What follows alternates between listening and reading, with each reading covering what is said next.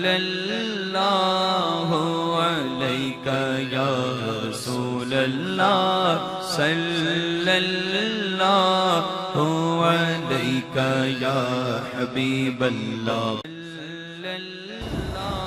بسم اللہ الرحمن الرحیم۔ السلام علیکم ورحمۃ اللہ وبرکاتہ۔ فرمان مصطفیٰ صلی اللہ تعالی علیہ وآلہ وسلم، جو مجھ پر ایک دن میں 1000 بار درود پاک پڑھے گا وہ اس وقت تک نہیں مرے گا جب تک جنت میں اپنا مقام نہ دیکھ لے۔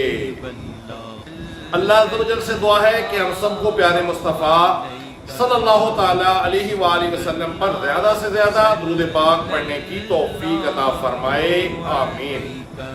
حصول برکت کے لیے آپ بھی پڑھ لیجئے، میں بھی پڑھ لیتا ہوں۔ صلی اللہ تعالی علی محمد وعلی آلہ واصحابہ وبارک وسلم۔ جزاک اللہ۔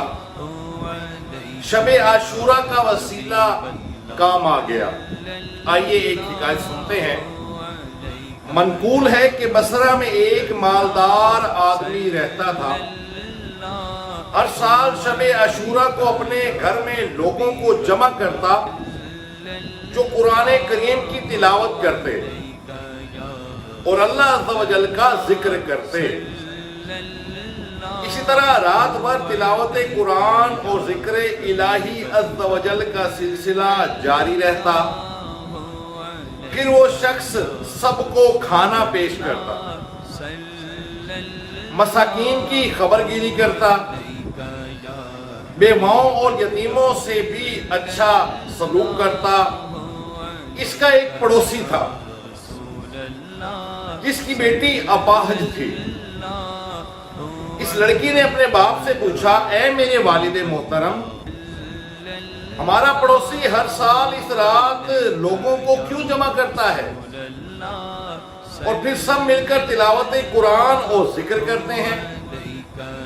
باپ نے بتایا، یہ عاشورہ کی رات ہے، اللہ عز و جل کے ہاں اس کی بہت حرمت ہے اور اس کے بہت زیادہ فضائل ہیں۔ جب سب گھر والے سو گئے تو بچی سحری تک بیدار رہ کر قرآن عظیم کی تلاوت اور ذکر الہی عز و جل سنتی رہی۔ جب لوگوں نے قرآن حکیم ختم کر لیا اور دعا مانگنے لگے تو اس لڑکی نے بھی اپنا سر آسمان کی جانب اٹھا دیا اور عرض کی، یا اللہ عز و جل، تجھے اس رات کی حرمت کا واسطہ اور ان لوگوں کا واسطہ جنہوں نے ساری رات تیرا ذکر کرتے ہوئے جاگ کر گزاری ہے، مجھے عافیت عطا فرما دے، میری تکلیف دور کر دے اور میرے دل کی شکستگی دور فرما دے۔ ابھی اس کی دعا پوری بھی نہ ہوئی تھی کہ اس کی تکلیف اور بیماری ختم ہو گئی اور وہ اپنے پاؤں پر اٹھ کھڑی ہوئی۔ جب باپ نے اس کو پاؤں پر کھڑے ہوئے دیکھا تو پوچھا، اے میری بیٹی، کس نے تجھے اس رنج و غم اور مصیبت کو دور کیا ہے؟ یعنی تمہاری اس مصیبت کو کس نے دور کیا ہے؟ تو اس نے جواب دیا، اللہ عز و جل نے مجھ پر اپنی رحمت کا بادل برسایا اور انعامات و نوازشات میں ذرہ بھر بخل نہ کیا۔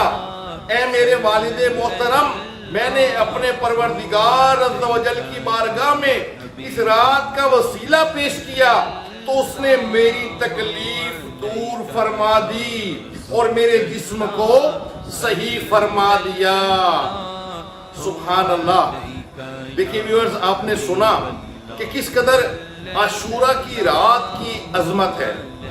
ابھی سنتے ہیں کہ عاشورہ کے روزے کے کس قدر فضائل ہیں اور عاشورہ کے دن کے کس قدر فضائل ہیں۔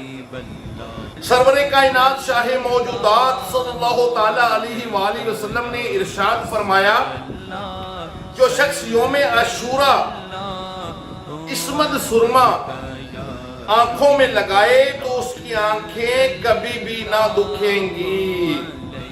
سبحان اللہ. مفسر شہیر حکیم الامت حضرت مفتی احمد یار خان علیہ رحمت الحنان فرماتے ہیں محرم کی 9ویں اور 10ویں کو روزہ رکھے تو بہت ثواب پائے گا. بال بچوں کے لیے 10ویں محرم کو خوب اچھے اچھے کھانے پکائے تو انشاءاللہ سال بھر تک گھر میں برکت رہے گی.